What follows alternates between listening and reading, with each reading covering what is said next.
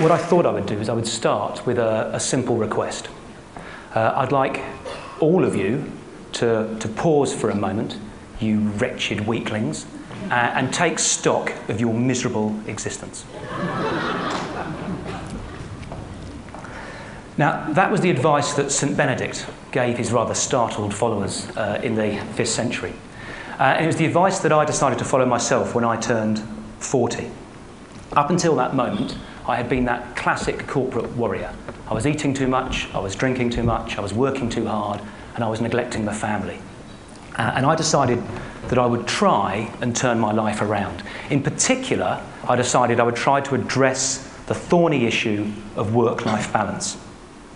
So I stepped back from the workforce and I spent a year at home with my wife and 4 young children.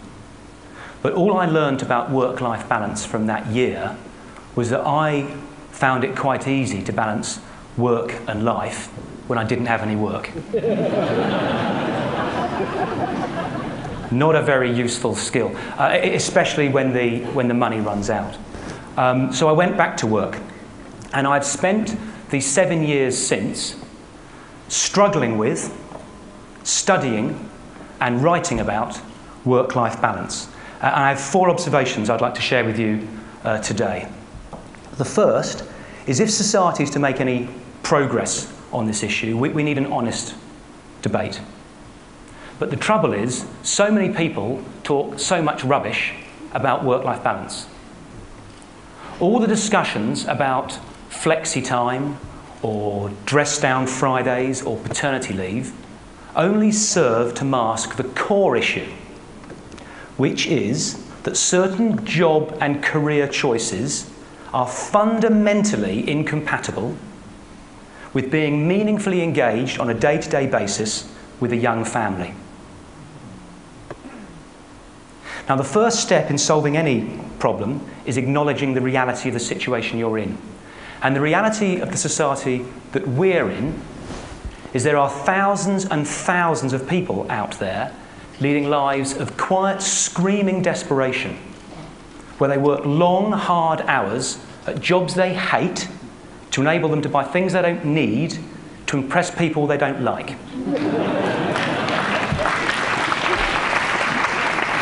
And it's my contention that going to work on a Friday in jeans and t-shirt isn't really getting to the nub of the issue. The second observation I'd like to make is we need to face the truth that governments and corporations aren't going to solve this issue for us. We should stop looking outside. It's up to us as individuals to take control and responsibility for the type of lives that we want to lead. If you don't design your life, someone else will design it for you, and you may just not like their idea of balance. It's particularly important, this isn't on the World Wide Web, is it? I'm about to get fired. It's particularly important that you never put the quality of your life in the hands of a commercial corporation. Now, I'm not talking here just about the bad companies, the abattoirs of the human soul, as I call them.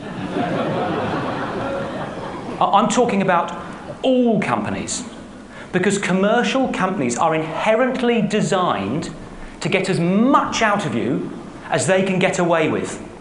It's in their nature, it's in their DNA, it's what they do, even the good, well-intentioned companies. On the one hand, putting childcare facilities in the workplace is wonderful and enlightened. On the other hand, it's a nightmare that just means you spend more time at the bloody office.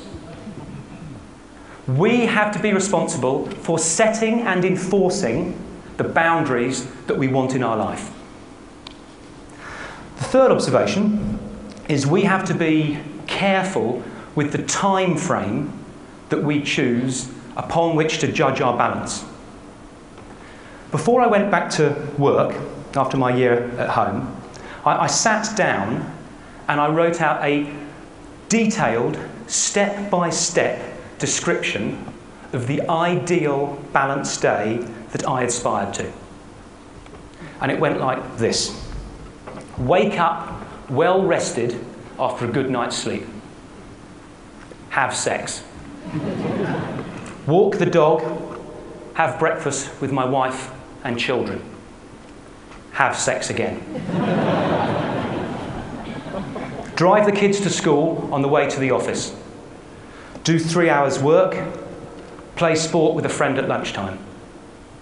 Do another 3 hours work. Meet some mates in the pub for an early evening drink. Drive home for dinner with my wife and kids. Meditate for half an hour. Have sex. Walk the dog. Have sex again. Go to bed.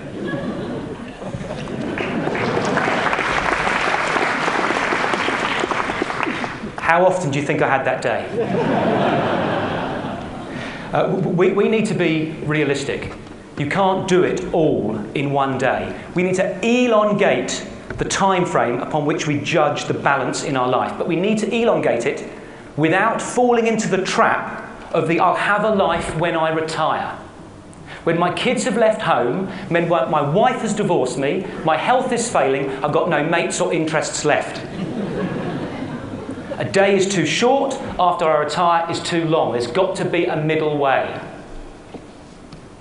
A fourth observation, we need to approach balance in a balanced way. A friend came to see me last year, and she doesn't mind me telling this story. A friend came to see me last year and said, Nigel, I've read your book and I realised that my life is completely out of balance. It's totally dominated by work. I work 10 hours a day, I commute 2 hours a day. All my relationships have failed. There's nothing in my life apart from my work. So I've decided to get a grip and sort it out. So I've joined a gym. Now, I don't mean to mock, but being a fit 10-hour-a-day office rat isn't more balanced, it's more fit. Lovely, though physical exercise may be, there are other parts to life. There's the intellectual side, there's the emotional side, there's the spiritual side. And to be balanced, I believe we have to attend to all of those areas, not just do 50 stomach crunches. Now, that can be daunting, because people say, bloody hell, mate, I haven't got time to get fit. You want me to go to church and call my mother? And I understand, I truly understand how that can be daunting. But an incident that happened a couple of years ago gave me a new perspective. My wife, who is somewhere in the audience today, called me up at the office and said, Nigel, you need to pick our younger son up, Harry, from school. She had to be somewhere else with the other 3 children for that evening. So I left work an hour early that afternoon and picked Harry up at the school gates. We walked down to the local park, messed around on the swings, played some silly games. I then walked him up the hill to the local cafe and we shared a pizza for tea. Then walked down the hill to our home and I gave him his bath and put him in his Batman pyjamas. I then read him a chapter of Roald Dahl's James and the Giant Peach. I then put him to bed, tucked him in, gave him a kiss on his forehead and said, good night, mate, and walked out of his bedroom. As I was walking out of his bedroom, he said, Dad? I went, yes, mate. He went, Dad, this has been the best day of my life. Ever. I hadn't done anything. Hadn't taken him to Disney World or bought him a PlayStation. Now, my point is, the small things matter. Being more balanced doesn't mean dramatic upheaval in your life. With the smallest investment in the right places, you can radically transform the quality of your relationships and the quality of your life. Moreover, I think it can transform society. Because if enough people do it, we can change society's definition of success, away from the moronically simplistic notion that the person with the most money when he dies wins, to a more thoughtful and balanced definition of what a life well lived looks like. And that, I think, is an idea worth spreading.